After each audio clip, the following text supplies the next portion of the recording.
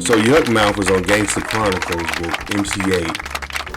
I forgot the other brother on that show, but let's see what he got to say about this brawl they had. He had a brawl with Ray J at the BET Awards. Let's go and get into it. I've had a whole bunch of fights. I don't fought way too much in my life. You see my hands and my knuckles.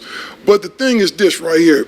We supposed to be able, at this age we at right now as bosses, we supposed to be able to talk and congregate, man. It should never be no situation. That's what your son is for. The youngster, nigga, son, nigga, what? Now, get out my damn face. I'm somewhere, if we in here now, somebody come in and steal on me, of course we fighting. All I'm saying is that I'm not we all fight. I'm not just gonna be on no bam and let you do this. I'm going to try to destroy you. Still, when is that gonna actually happen? Like a nigga get the steal off and then it's... That's the brother name. His name is Steel. The dude. I don't. Yeah, this guy, Steel. That's his name. So everybody breaking it up or whatever. Like that's not realistic right now. That's one situation. And then if that happens, then you're gonna pull your gun out and kill everybody. No, I'm not gonna shoot. No, that's one thing I don't believe in. I ain't no pistol gangster. I don't believe in going to the gat first.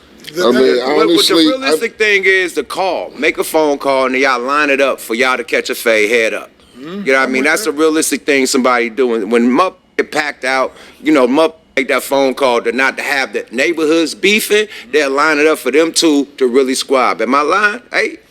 I'm saying like this.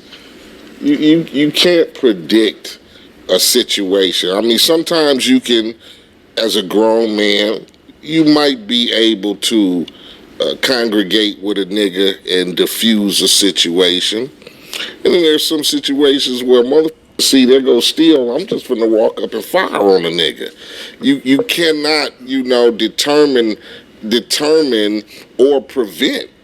And it's a nigga don't like you, if he see you, if he got the balls, and he ain't I ain't finna kill this nigga before this nigga. I'm fire on this nigga. That's just it's just human nature with shit. So but to sit up and say, oh nigga fired on me, so now I gotta kill a nigga, man. It could have been over anything. See, you get me? You taking what I'm saying? Look at your boy, your boy Ray J and the other dude. You feel me? Like. See, that was a cat squabble, though, dog. You call it a cat squabble? Yeah, cat fight. You know, niggas. How you say it was a cat talking and all that? Yeah, I ain't with that. Okay, so all that talking. We go get. Yukmouth wouldn't really. Okay, he's just talking about him and Yukmouth and Ray J's brawl. Okay. So he didn't actually fight. He just cracking. We go get cracking. I don't like the talking. Yeah, but you got security preventing y'all from getting it cracking. And that's what I'm saying. You know what I think about. You know, Ray J is with the. Oh yeah, Ray J is a fool. But I'm just saying that night that wasn't no real. I don't think he was. Ray J beat up Fabulous allegedly. Do you think it's he slid Fabulous at that Floyd Mayweather shit? Allegedly. Not to change the subject, but do you think having security gives some people the sense of I can be buck wild? Because in a sense, I know really nothing's gonna really seriously happen. I think people, especially when it comes to hip hop and rap, I think rappers definitely let their ego and their hubris sometimes take them to think that they could do whatever the hell they want to. That wasn't a smart decision to play that record up there, because the crowd wasn't, like you said, I saw the same thing. The crowd wasn't really none of his records. You in this man's backyard. And the thing is, like, people seem to think because of this battle that Drake's career is over. Drake is one of the #1 artists in the world, if not the top dog. He's a factor. No, he the top dog. He's the top dog. Yeah, it's a lot Let's of not people bullshit sugarcoat it. He's the top dog. Drake is that dude, right? That young man has a lot of money and a lot of fame and influence, right? The thing is, he should have did his set and got the on realistically, like the homie said. He shouldn't have had his ass up there. I wouldn't have went. Right. If you getting into it with such and such from the Bronx, you'd have sent the money back, because you know that what it was. He was paid to come do the gig. Right. He was a co-headliner, so to speak. So who knows what they gave? All money ain't good money. I'm gonna tell y'all a story, right? This is why all money ain't good money. Trick, shout out Big Trick. He was going, I think Trick Daddy pressed him in Miami. Oh yeah, I remember that. Did him bad because they had the same name. He was out there on promotional tour, right? You know they booked Trick in Detroit. They didn't even know. I mean, booked Trick Daddy. In Detroit, he didn't even know it was Trick. As soon as that man got on stage, they rushed that motherfucker. They got the tap dancing on him and his crew. And they flew them out there and booked the show. Right. So what I'm saying is we don't know if the people that booked the show was with it. I remember that happened. It's video of that too. I remember that happened. They set it up where they set him up. Everybody that was in that club, they were there to. They paid for him to come out, paid for his flight, got the hotel, had him set up like it was a real concert. And as soon as he got on stage, everybody in the club rushed the stage. They was trying to get that trick. I mean, we don't know if it was a whole play. It's a lot. You know what I mean? Like, at the end of the day, niggas will run a play when they'll book you and fly you out here. Come out here and I got you. 40 did that. I got you. Nah, 40. Looking for a professional photographer for your next big event? Need video of your special day? Then look no further. For $100 an hour, have a professional photographer or videographer shoot your wedding, birthday party, quinceañera, bar mitzvah or bat mitzvah, anniversary party, or whatever your special occasion may be. Highlight your event with professional, crisp photos and video. Check out Charles Arness Photography on Instagram as well as book us for your next event. Must live in the Southern California area. I was on that tour. We had a Sacramento date. And we came through SAC, and you know what I mean, Biggie had to get it right with 40 to even perform in SAC. I got you. So that's what happened. It was politics. Nigga was coming down, shutting the whole show down. So they had to have a talk before we was even able to perform in SAC. So that's what happened on that one. You was on the road with them. You was on the road. I was on the tour with Biggie when that happened. Yeah. Oh, wow. Y'all two niggas don't do some legendary game. I'm just sitting with just. I know you don't like that shit, but damn, the star power.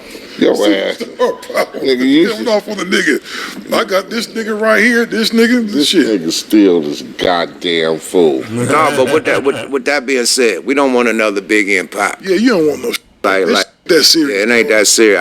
I wish it'd just stick to lyrics. I done been through beef where it got activated, you know what I mean, in the streets where I done got pounded up, you know, pop, pop, pop, and got boo-bopped and stripped, you know what I mean? So it go there. If nigga catch you lacking, you know what I mean, they gonna stomp on you and strip shit. Man, the thing is, especially when you on they soil. Hey, I'm on they soil. I'm in La Leezy. I'm beefing with LA niggas. Nowhere to nobody's motherfucking section, and you got a motherfucking situation with somebody. You right. It's the same thing I think we happened with P&B Rock. I don't think that was over no beef though. They just trying to rob him, but he just in the way he was at. Hit the thumbs up button. From that section, and you good money. Usually be the motherfucking niggas. It ain't gotta be me. It's gonna be somebody else that's affiliated with me or the section I'm from or whatever. They see you, they gonna activate. Exactly. They're gonna activate. You know one thing I didn't like about this, because the thing is, them with some fans, and usually, because you got the era of super fans now where fans feel like they go insert themselves into some they favorite rapper stuff, or if I see him, I'ma fire on them. You know? I mean, at the end of the day, bro, when it's like when you beefing with the at the end of this is their Michael Jackson. Mm-hmm. You come to the country and you're beefing with the Michael Jackson of their country. Yeah, they have a different passion and a different connection with. Up there, Drake is like the president, like, cause I think he's like the biggest music artist that has came out of Canada. Or is it Celine Dion? Is Celine Dion from Canada? I can't remember. Anyway, but so far, from what I know, Drake is one of the biggest artists that has came out of Canada.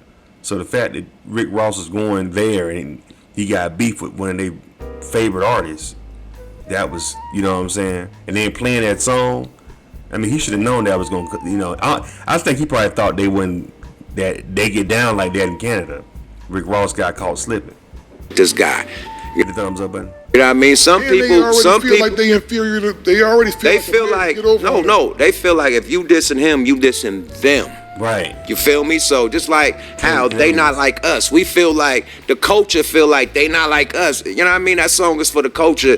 They feel like Drake is their culture. Right. Like you diss Drake, you dissing Canada, nigga.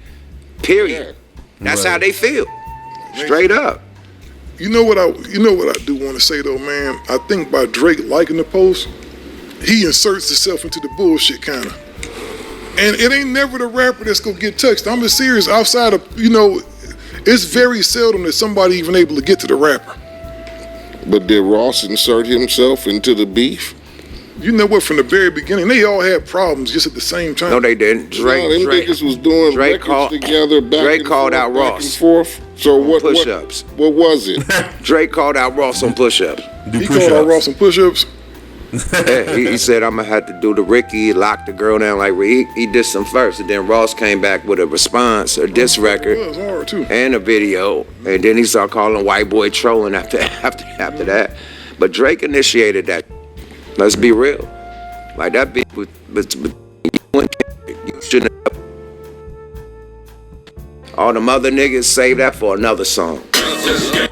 Anyway, y'all, that's Gangsta Chronicles. Check out their channel.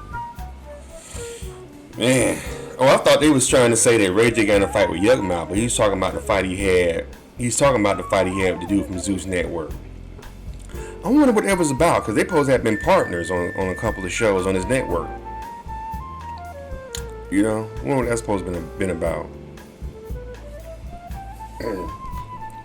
Ray J done got tattoos on his face. They say Ray J going through a midlife crisis. They say he get tatted up in the face. Like, you should have did this shit when you was in your 20s. You all of a sudden red ragging and gang banging now. But I heard that Ray J has always been a part of the gang. He grew up over there in Carson.